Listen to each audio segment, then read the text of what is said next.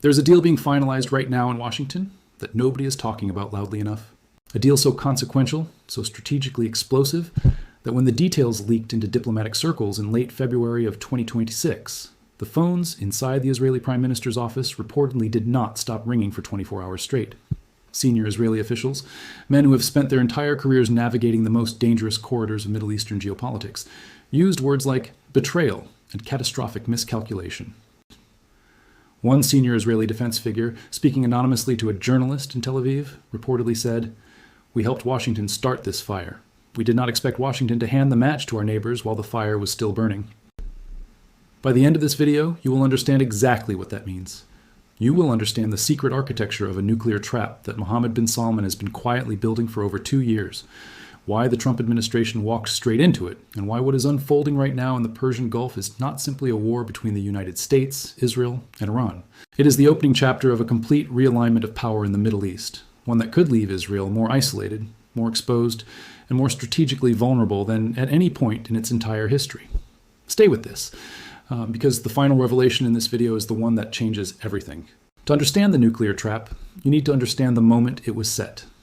Go back to September of 2025, just a few weeks after Israeli forces struck a gathering of Hamas officials in Doha, Qatar, killing 6 people on Qatari soil and sending shockwaves through every palace and government building across the Arabian Peninsula.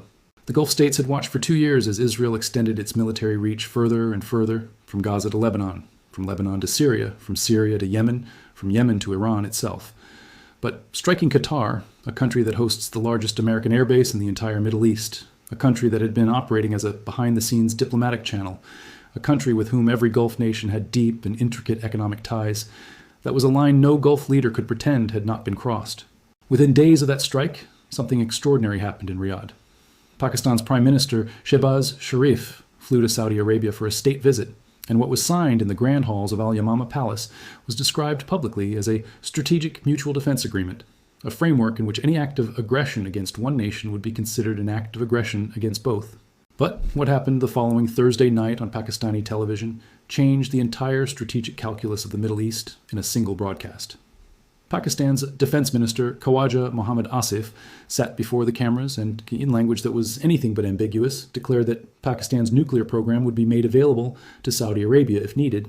He described it as a comprehensive umbrella arrangement, one that encompassed all military means. For the first time in history, a nuclear-armed state outside the Nuclear Non-Proliferation Treaty had explicitly extended nuclear deterrence to an Arab Gulf nation. Analysts at the Arms Control Association called it unprecedented. Geopolitical observers across Washington, London, and Tel Aviv understood immediately what was happening.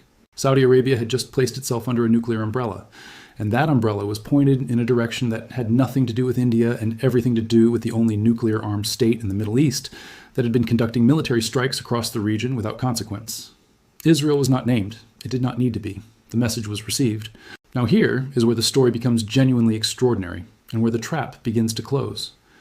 While this nuclear signal was being broadcast from Islamabad, Mohammed bin Salman was simultaneously engaged in a completely separate diplomatic effort in the opposite direction, toward Washington.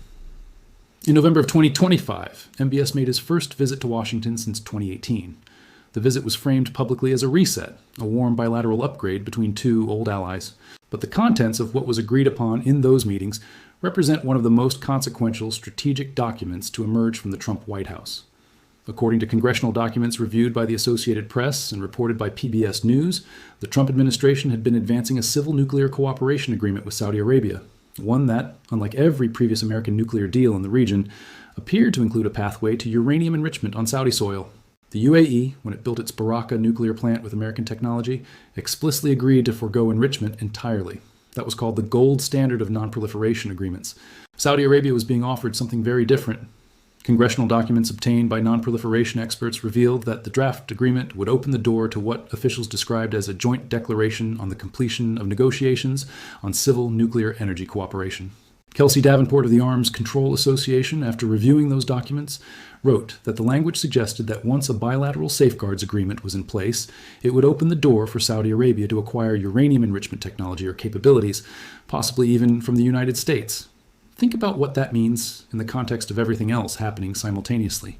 While MBS was in Washington collecting F-35 fighter jets, a formal designation as a major non-NATO ally, advanced American chip technology for artificial intelligence, and a pathway to domestic uranium enrichment, he had already secured a nuclear umbrella from Pakistan and helped engineer the geopolitical conditions for a war in which Iran would be severely weakened. The Center for Strategic and International Studies, in its assessment of MBS's Washington visit, noted that Saudi Arabia took home an impressive haul, while analysts struggled to identify exactly what the United States received in return beyond a $1 trillion investment soundbite, the reliability of which multiple economists immediately questioned. And now we come to the most uncomfortable part of this story for Israel, because Israel was not a passive observer to these developments. According to 4 people familiar with the matter who spoke to the Washington Post, President Trump launched the wide-ranging attack on Iran that began on February 28, 2026, after weeks of lobbying by an unusual pair of allies, Israel and Saudi Arabia. Israel wanted Iran's nuclear program destroyed. Saudi Arabia, which had spent years quietly supporting Iran-backed proxies being weakened, wanted what one analyst at the Jewish News Syndicate described plainly: the dirty work done for them. Iran, with its nuclear and military capabilities, had been the primary obstacle to Saudi regional dominance for decades. A severely weakened Iran served Saudi strategic interests precisely. So both Jerusalem and Riyadh lobbied Washington. The strikes happened. And then the consequences arrived. And they arrived for everyone in ways that not everyone had fully calculated. On February 28th, American and Israeli forces launched a coordinated campaign against Iran targeting its leadership, military infrastructure, and air defense systems. Iran's supreme leader, Ali Khamenei, was killed. Mujtaba Khamenei, his son, emerged as the successor, though his first public communications came not through a personal appearance but through a written statement, his health and location undisclosed. The new supreme leader issued orders for the Strait of Hormuz to remain closed and for attacks on American military positions to continue. And then Iran did something that confused and alarmed analysts across the entire strategic spectrum. It turned its missiles and drones, not just toward Israel and American bases, but toward the very Gulf states that had been its neighbors, some of which had been quietly encouraging the war that was now visiting itself upon them. Within the first 48 hours of the conflict, Iranian missiles and drones targeted every single member of the Gulf Cooperation Council. Dubai's international airport was struck. The Jebel Ali port in the UAE, one of the largest cargo hubs in the entire world, caught fire. The Ruwais industrial complex in Abu Dhabi, home to the country's largest oil refinery, which normally produces 922,000 barrels per day, was forced to shut down. Kuwait's international airport was hit. Manama in Bahrain had explosions near landmark buildings. Qatar, which hosts Al Udeid Air Base, the largest American military installation in the region, was targeted by 44 missiles and 8 drones in a single day. Saudi Arabia reported attacks on Riyadh and its eastern region, and its air defenses were scrambling to intercept drones headed toward the Sheba oil field, one of the kingdom's most critical oil production facilities. Iran fired 174 ballistic missiles in the opening days. It launched nearly 700 drones. Gulf air defenses performed remarkably well against the ballistic missiles, intercepting the vast majority of them, but the drones proved far more difficult to stop. Iran's foreign minister, Abbas Araghchi, went on Al Jazeera and told the world that Tehran had no problem with the countries on the other side of the Persian Gulf, that Iran maintained friendly and good neighborly relations with all of them, and was determined to continue. And yet the strikes continued. Iranian President Masoud Pezeshkian issued a public apology, saying Iran did not intend to invade other countries, and asking Gulf nations to set aside disagreements and unite behind Iran's dignity. Within hours of that apology, Iranian forces fired rockets toward a U.S. airbase in the UAE. The apology was retracted. Iran's hardline Revolutionary Guard commanders overrode the president's plea. Hardline cleric Hamid Rasai went on social media and called Pezeshkian's apology unprofessional, weak, and unacceptable. The world was watching a live fracture inside Iran's own leadership play out in real time, even as its missiles were still in the air. Qatar's Prime Minister Sheikh Mohammed bin Abdulrahman described the attacks on his country as, and these are his words relayed by reporting from Sky News, a big sense of betrayal. The Gulf Cooperation Council issued a joint statement condemning what it called Iran's treacherous and heinous attacks, declaring that member states would take all necessary measures to defend their security and territory. Saudi Arabia published a statement through its Ministry of Foreign Affairs, calling the strikes on the kingdom and its Gulf neighbors reprehensible attacks that cannot be accepted or justified under any circumstances. The Atlantic Council described the mood in Gulf capitals in the opening days of the war as shocked to the core. And former CIA Director David Petraeus, in analysis reported across multiple outlets, called Iran's targeting of Gulf neighbors a strategic error, arguing that it would pull additional countries into the war rather than keeping them neutral. But here is the layer beneath the layer. The Gulf states were hit by Iran because Iran understood, and understood correctly, that these governments had either facilitated or failed to prevent the American and Israeli strikes from using Gulf-based military infrastructure as the operational foundation of the entire campaign. Al Udeid Air Base in Qatar, Al Dhafra Air Base in the UAE, the U.S. Navy's 5th Fleet headquarters in Bahrain, Ali Al Salam Air Base in Kuwait. These are not peripheral facilities. They are the logistical and operational backbone of American military power projection in the Persian Gulf. When American B-2 bombers and naval assets launched strikes against Iran, they were doing so from a regional architecture that the Gulf states had built, hosted, and maintained for decades as the price of their security relationship with Washington. Iran did not miss this. Iran's retaliatory strategy was built around the logic that if you host the gun, you are not a bystander. And that logic, however brutal in its application, was strategically coherent.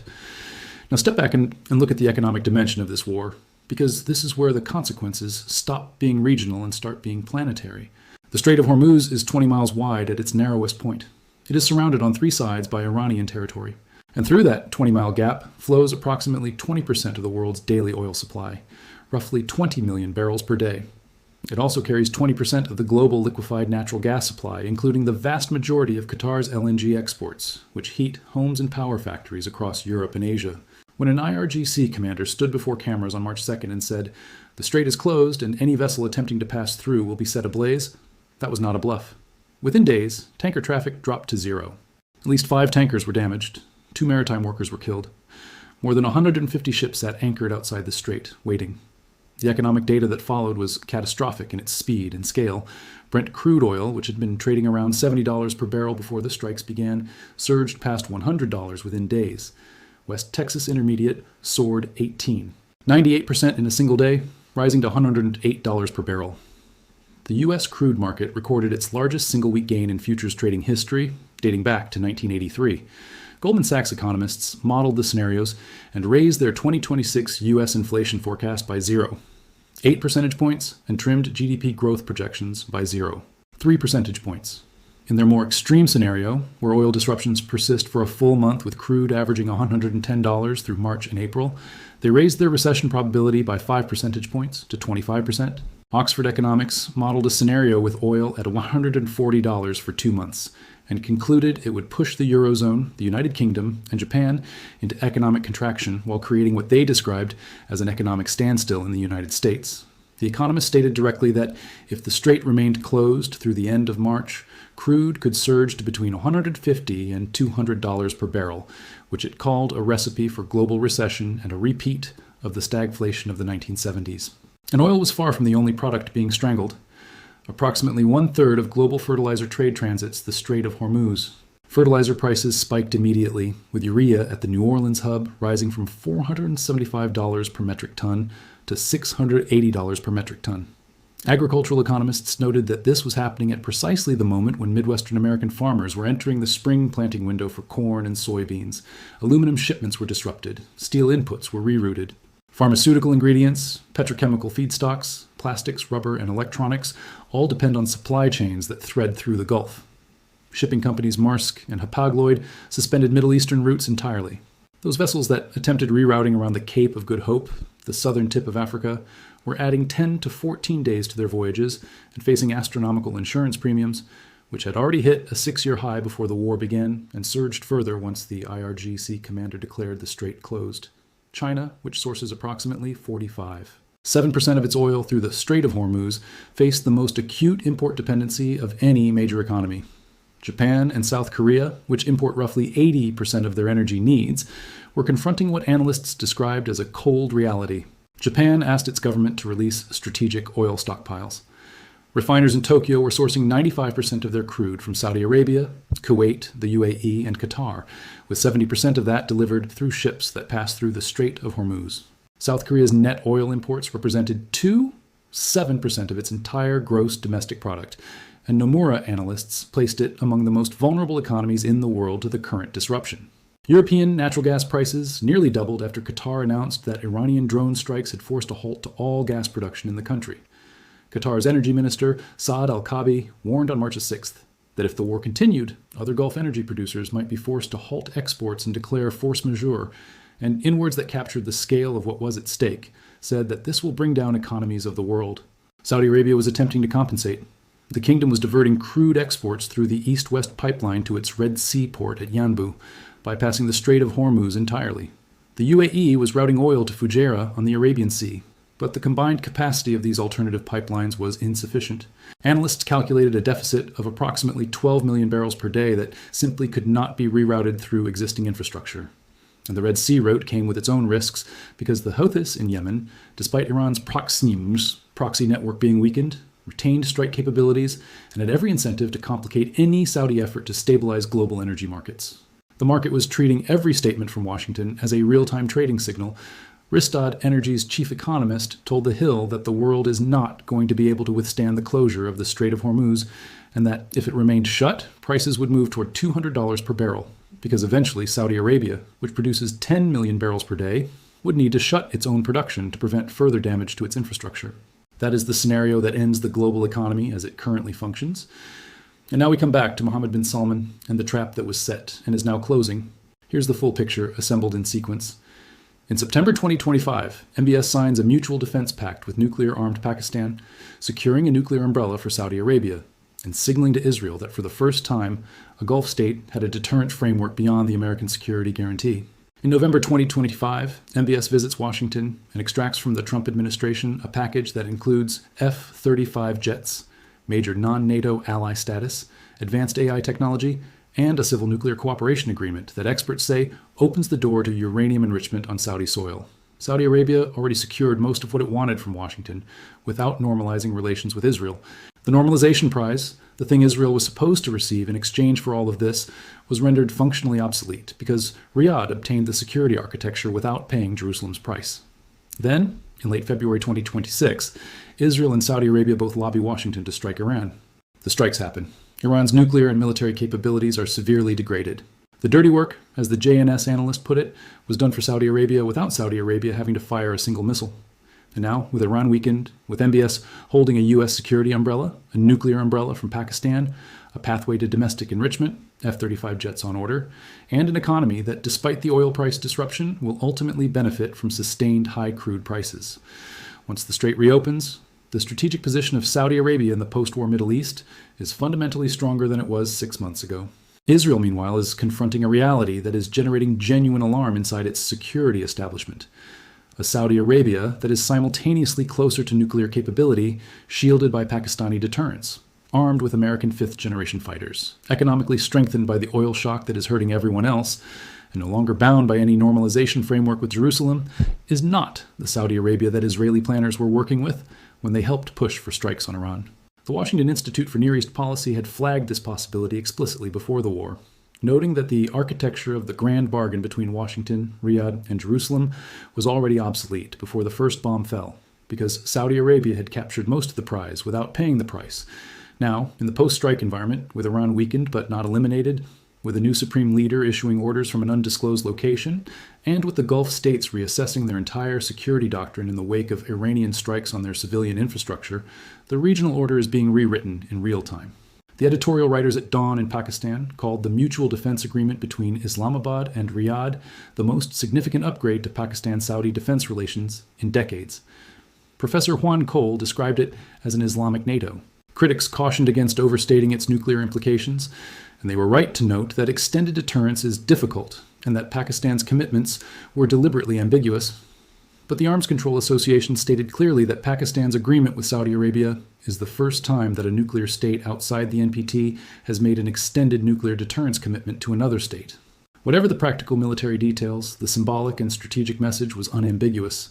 The nuclear order in the Middle East has shifted, and it shifted because Mohammed bin Salman designed it to shift. The war is still active as of this recording. More than 1,250 people have died since the conflict began on February 28th. Iran continues to strike Gulf targets. Saudi Arabia continues to intercept drones headed for its oil infrastructure. The Strait of Hormuz remains functionally closed. Stock markets have absorbed hundreds of points of losses. Bahrain's state oil company Bapco declared force majeure on its shipments after its refinery caught fire. Insurance markets are in crisis.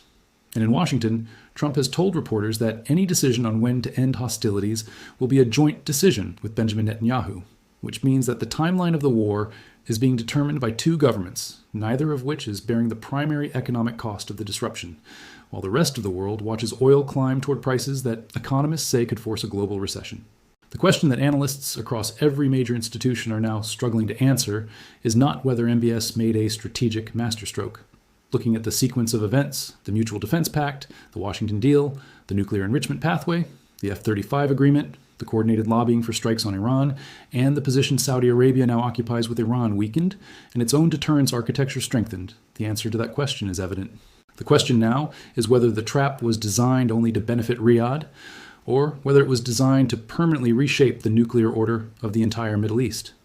Because if Saudi Arabia moves forward with domestic uranium enrichment under American cooperation, using the pathway secured in the November 2025 Washington Agreement, and if that program progresses, even with IAEA safeguards in place, the MBS himself told Fox News what comes next. He said it years ago in an interview that has been quoted by every arms control expert writing about this crisis. If they get one, we have to get one. The they in that sentence was Iran. But Iran's nuclear program has now been struck by the most powerful air campaign the Middle East has seen in decades. Iran, for now, does not have one, and yet the Saudi enrichment pathway is moving forward anyway. That is the revelation that terrified the Israeli security establishment. Not the war, not Iran's retaliation on Gulf cities, not the oil shock or the Strait of Hormuz closure. The revelation is that the strategic logic MBS used to justify pursuing nuclear capability was Iran. Iran was the pretext. But the pretext is now being bombed into rubble while the enrichment pathway continues being negotiated in Washington, which means that the real target was never Iran. The real calculation was always about who would be the dominant power in the post-Iran Middle East. And if you look at where Saudi Arabia sits today, with weakened neighbors, a nuclear deterrent umbrella from Pakistan, a civil nuclear cooperation agreement with Washington, F-35s incoming, and no normalization obligation to Jerusalem on the books, the answer to that question is becoming uncomfortably clear to every analyst, every diplomat, and every government in the region. The Middle East you knew before February 28, 2026 no longer exists. A new architecture is being built in real time, and its cornerstone is a deal that was signed not in Tehran, not in Tel Aviv, but in Washington, on a visit that generated trillion-dollar headlines, while its nuclear clause was buried in a congressional document that most people never read. Mohammed bin Salman read it. He helped write it.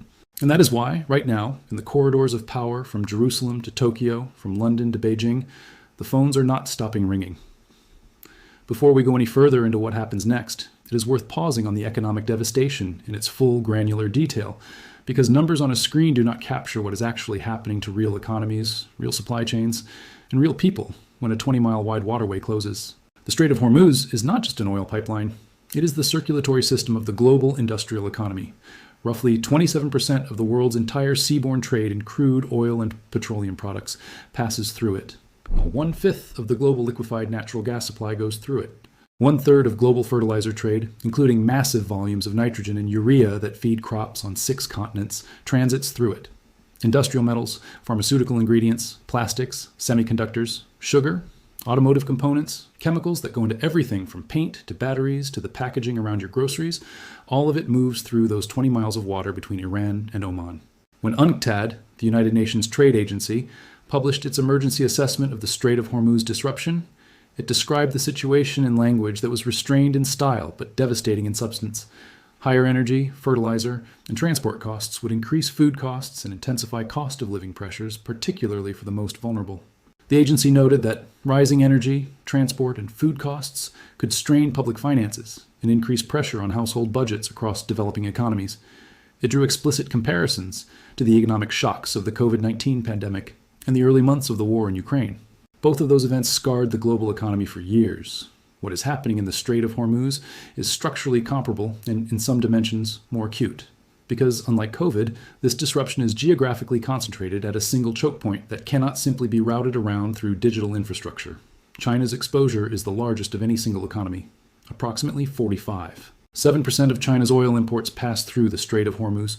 China has strategic reserves and alternative suppliers, including continued Iranian oil flowing through back channels to Chinese buyers, but the scale of disruption is beyond any buffer that reserves alone can address. Chinese refiners are competing on spot markets against European buyers, who have suddenly lost access to Qatari LNG, which normally supplies 20% of Europe's gas. Asian spot LNG prices were already elevated before February 28th. The war drove them into territory that makes winter gas bills across Germany, France, Italy, and Spain a political crisis in every one of those governments. Japan and South Korea are each spending billions per day on replacement energy purchases at elevated spot prices. South Korea's finance ministry described the situation as a dual physical and financial shock, with oil import costs surging simultaneously alongside gas contract prices indexed to Brent crude. Japan, which imports 95% of its crude from the Gulf region and routes 70% of that through the Strait of Hormuz, was releasing strategic stockpiles within days of the closure. Its refiners described the situation to government officials as untenable if sustained beyond 4 weeks. For India, the numbers are equally brutal. More than 60% of India's oil imports come from the Middle East. More than half of its LNG imports are Gulf-linked. A sustained Hormuz closure creates what analysts at UBP described as a dual physical and financial shock that amplifies both energy import costs and current account pressures simultaneously. India's import bill, already elevated by post-pandemic infrastructure spending, is facing a shock for which no fiscal buffer was prepared. And for Pakistan, Bangladesh, and dozens of smaller developing economies with limited foreign exchange reserves and high debt service burdens, the price increases in energy, fertilizer, and food staples arriving simultaneously through the supply chain are not economic statistics. They are immediate threats to political stability. The shipping industry's response has been to effectively withdraw from the corridor. Major carriers, including Maersk and Hapag-Lloyd, suspended all Middle East routes. Protection and indemnity insurance, which is essential for commercial shipping and which covers the liability exposure of vessels operating in war zones, had its war risk provisions removed for operations through the Strait as of March 5th, making it economically irrational for any commercial ship owner to attempt transit regardless of military risk. When insurance markets make a region uninsurable, trade stops, not gradually, immediately. And the downstream consequences of that stoppage begin appearing in consumer prices and industrial output within 2 to 5 weeks, as empty containers pile up, terminal congestion rises, and drayage demand outpaces available trucks and equipment across ports from Rotterdam to Los Angeles. The oil price spike was already creating political pressure inside the United States that the Trump administration was attempting to manage through a combination of strategic reserve releases, pressure on Gulf producers to pump more through alternative routes, and rhetorical dismissal of the economic consequences as acceptable costs. But gasoline prices at American pumps rose above $4 per gallon, the highest since late 2023. The consumer price index, which had been trending toward the Federal Reserve's target, was suddenly facing an oil shock that economists said could wipe out all of the disinflationary progress of the previous 18 months in a single quarter. Goldman Sachs economists raised their U.S. recession probability by 5 percentage points. Oxford Economics described a scenario with oil at $140 per barrel as economically overwhelming for the United States, not just for Europe and Asia. None of this was a surprise to the people who modeled these scenarios before the war began. The Library of Congress's Congressional Research Service, in its assessment of the conflict's implications for the Strait, noted that the scale of supply disruption was unprecedented in the post-1973 era in terms of its speed of onset. The 1973 Arab oil embargo took weeks to fully impact markets. The 2026 Hormuz closure was total and immediate. Every analyst who had ever modeled a serious Hormuz disruption scenario had concluded the same thing. It would be one of the most severe economic shocks in modern history. Those models existed. That analysis was available to every government that lobbied for these strikes to happen. And the strikes happened anyway. Now let us return to the battlefield and to the internal fracture inside Iran, because what is happening inside Tehran's power structure is as consequential as what is happening in the Persian Gulf. The killing of Ali Khamenei in the opening hours of the American-Israeli campaign created an immediate succession crisis in a country that had never formally prepared for the post-Khamenei era. Ali Larijani, Iran's top security official, announced an interim leadership council on March 1st and accused the United States and Israel of trying to dismantle Iran. He warned what he called secessionist groups that they faced severe consequences if they took action to exploit the chaos. That warning was not directed at foreign powers. It was directed inward, at the ethnic minorities and regional populations within Iran who might see in the chaos of war an opportunity to assert autonomy or independence. Iran's territorial integrity was suddenly a domestic security concern in a way it had not been in decades. Mojtaba Khamenei, elevated to the position of supreme leader by the Assembly of Experts while his father's funeral was still being organized, issued his first statements through intermediaries. He did not appear publicly. His health and location were undisclosed. His orders, relayed through written statements, were clear. The Strait of Hormuz stays closed, attacks on American bases continue, and Iran will not negotiate under military pressure. But the fracture between the political leadership and the Revolutionary Guard was already visible to anyone watching closely. President Pezeshkian's public apology to Gulf states was immediately repudiated by hardline IRGC commanders who continued strikes after he ordered them stopped. The Revolutionary Guard operates as a state within the state in Iran, with its own revenue streams from sanctions-era business networks, its own military doctrine, and its own political constituency among hardline clerics. A president who apologizes is, in their framework, a president who surrenders, and they had no intention of surrendering.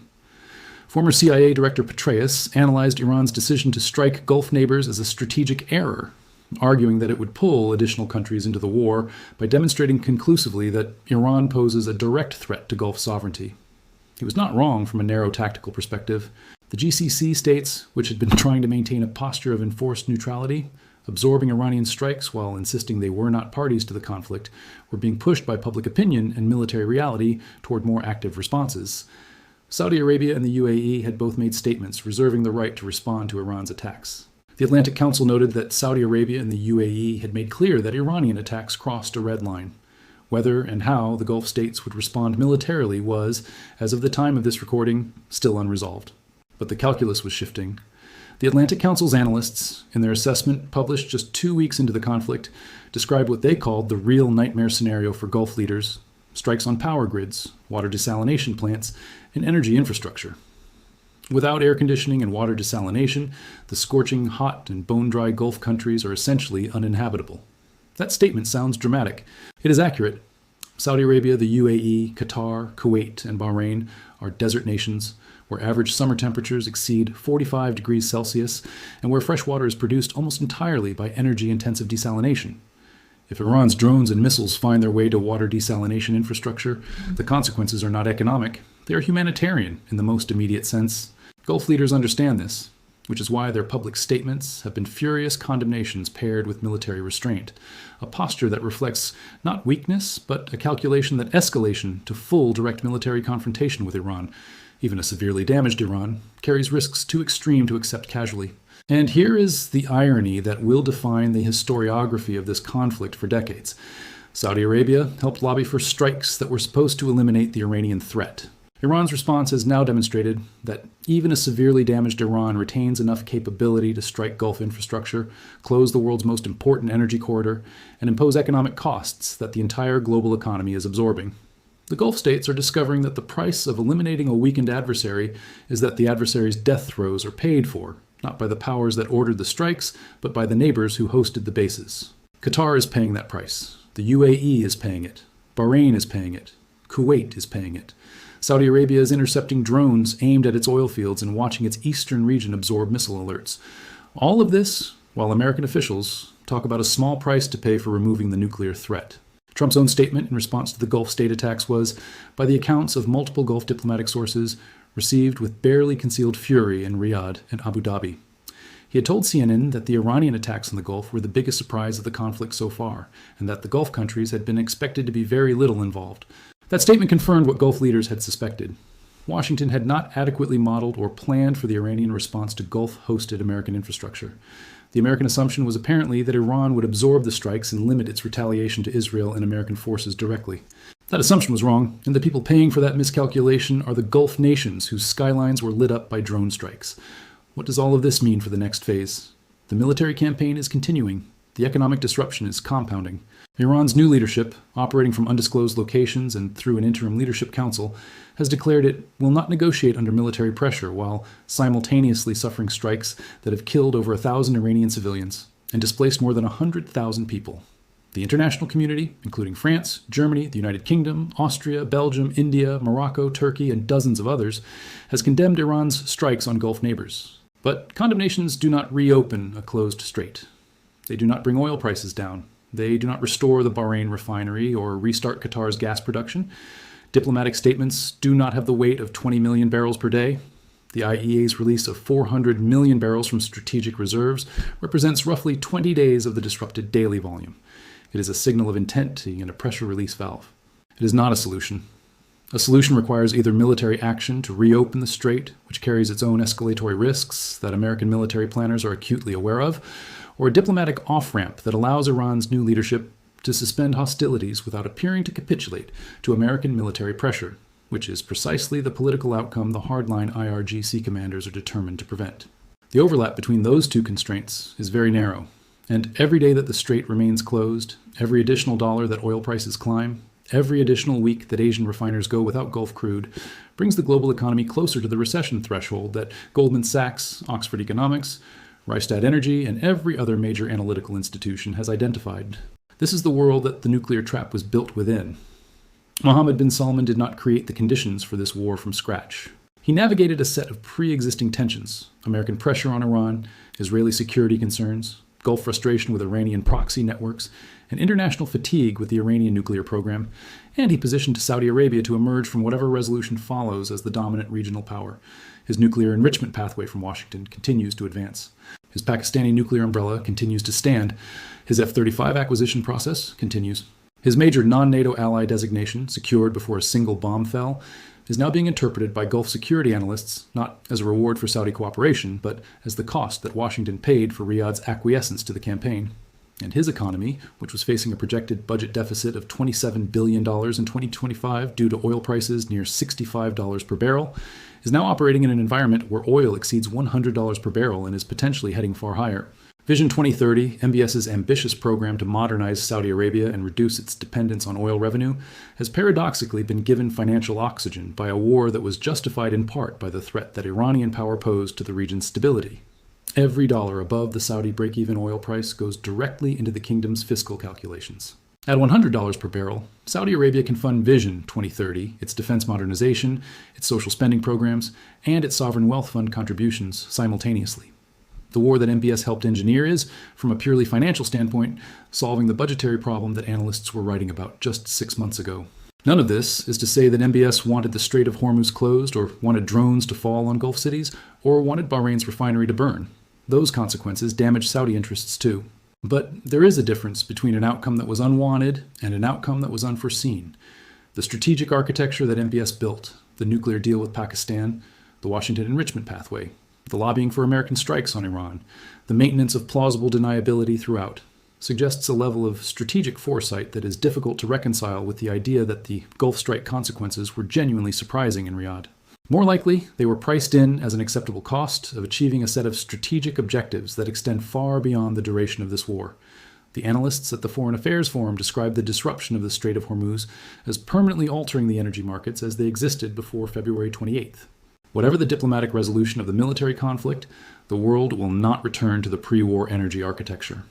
New supply routes, new insurance frameworks, new strategic reserve protocols, new diplomatic understandings between energy importing nations and Gulf producers, all of these will be renegotiated in the aftermath of this crisis. In Saudi Arabia, sitting at the center of global oil supply with alternative export routes through Yanbu, with the financial cushion of elevated prices, with a hardened security architecture backed by both Washington and Islamabad, is positioned to play a central role in defining what those new frameworks look like. The nuclear dimension of the post-war order is where the final reckoning is still being calculated. Iran's nuclear program has been struck. But the IAEA director, Rafael Grossi, stated clearly that while Iran continues to enrich uranium to high levels, there is currently no evidence of a systematic, ongoing program to produce a nuclear weapon. Meaning, Iran's enrichment infrastructure was damaged but not destroyed. The knowledge exists. The scientists, many of them killed, but not all. The program, degraded but not eliminated. And Saudi Arabia, which justified its pursuit of nuclear capability by citing Iran's program, is continuing to advance that pursuit even as Iran's program is being bombed. That is the logic that does not add up unless you accept that Iran was always the stated reason rather than the actual one. Will Gulf states absorb more strikes before retaliating directly? Will oil prices hit the levels that trigger a global recession, forcing international intervention? Will the Saudi-U.S. nuclear cooperation agreement advance through Congress, despite bipartisan non-proliferation concerns? Will Pakistan's nuclear commitment to Saudi Arabia remain deliberately ambiguous, or will events force it into explicit articulation? Each of these questions carries consequences that extend far beyond the Persian Gulf. What is clear, sitting here on March 14th of 2026, is that the world you were living in 2 weeks ago no longer exists. The regional order that governed the Middle East for the last 3 decades, American military dominance, Iranian proxy power, Gulf hedging, Israeli nuclear exclusivity, is being dismantled in real time. The process is violent, economically catastrophic, and moving faster than any diplomatic framework has been able to keep pace with. And at the center of it, quietly, methodically, and with a level of strategic patience that his critics have consistently underestimated, stands a man who is 38 years old, who has consolidated more personal power in the Kingdom of Saudi Arabia than any ruler since its founding, who helped engineer a war that others are fighting, and who is emerging from that war with a nuclear cooperation deal, a Pakistani nuclear umbrella, an F-35 acquisition, and a regional rival that has been bombed back to an era before its nuclear program reached operational maturity. The trap was not set for Iran. Iran was the mechanism. The trap was set for the post-war order, and it is closing exactly as its architect intended. The question that every government in the world needs to answer right now is not whether Mohammed bin Salman got what he wanted. He did. The question is, what happens when the most powerful military alliance in history realizes that it helped build the strategic foundation for a new nuclear order in the Middle East, not by defeating an adversary, but by elevating a partner who was playing a longer game than anyone in Washington was watching? That realization is arriving. It arrived in the Israeli Prime Minister's office when the phones started ringing 2 weeks ago. It is arriving in European foreign ministries as their gas prices double. It is arriving in Tokyo and Seoul and Beijing as their refiners call emergency meetings. And it is arriving in Washington too, where quiet, uncomfortable questions are beginning to be asked about exactly who benefited from this war, and whether the answer to that question was the one that anyone intended. There is one more dimension of this story that has not yet received the attention it deserves, and it is arguably the most important for understanding where this conflict ends. It is the question of what Iran's new leadership actually wants, what it is willing to accept, and whether there is any version of a diplomatic resolution that its hardline military establishment will permit its political leaders to sign.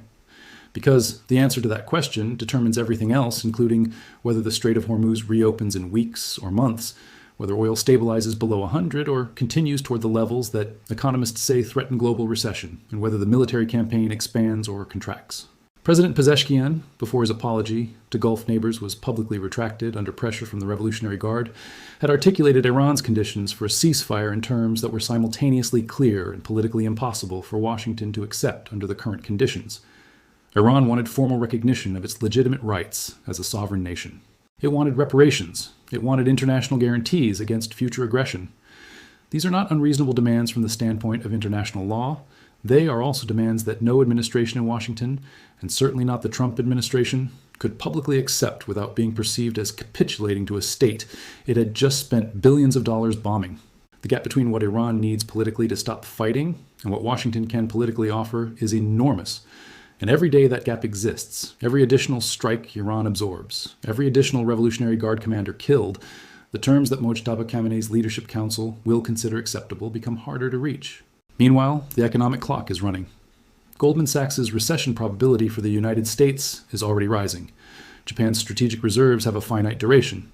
South Korea's current account is under stress. Europe's winter gas reserves, which were rebuilt after the Russia-Ukraine shock, are being drawn down faster than seasonal models projected because Qatari LNG, which replaced Russian gas in the European supply mix over the past 4 years, has been disrupted at the source. Every week that the strait remains closed and Qatar's gas facilities are offline is a week that European governments are spending political capital managing energy prices while simultaneously trying to maintain diplomatic solidarity with Washington. The UN trade agency UNCTAD had already noted before the war began that many developing countries faced high debt service burdens, limited fiscal space, and constrained access to finance.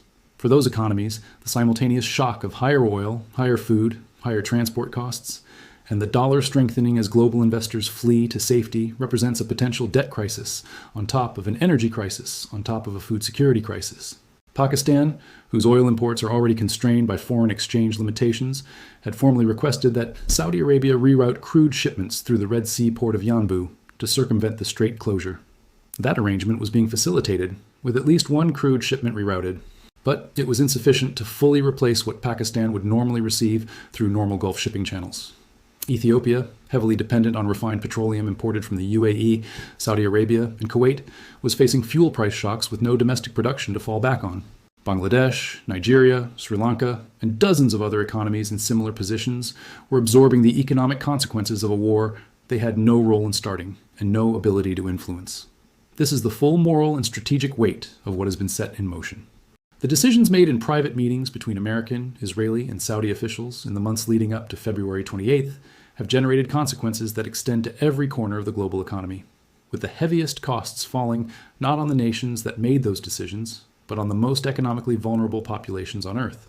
The fertilizer shock alone, if sustained through the spring planting season in the Midwest, Sub-Saharan Africa, and South Asia, has the potential to affect food production at a scale that will not be visible in headlines for another 3 to 6 months, but that will be measured in food insecurity statistics for years. None of this changes the strategic calculation that MBS made. Strategists do not typically factor the welfare of distant developing economies into their geopolitical frameworks. What matters to Riyadh is the position of Saudi Arabia in the post-war order. And by that metric, the calculation remains what it has been throughout this analysis. But it is worth naming clearly what the full cost of that calculation is, because the nuclear trap that has been built in the Gulf is not just a story about power between states. It is a story about how the decisions of a small number of people and a small number of governments have set in motion forces whose consequences are being absorbed by billions of people who never had a vote in any of it. The Strait of Hormuz is still closed. Mojtaba Khamenei's location is still undisclosed. The Saudi-US nuclear cooperation agreement is still being negotiated. Pakistan's nuclear commitment to Saudi Arabia is still technically ambiguous. The Dow Jones has absorbed its losses. The IEA's 400 million barrels of reserve releases are being drawn down. European gas prices are double what they were a month ago. American gasoline prices are above $4 per gallon. Iranian drones are still in the air over Gulf cities. And in Riyadh, the man who set this trap is watching all of it, from a position of strategic security that his nearest rivals and his most powerful allies now have to reckon with simultaneously.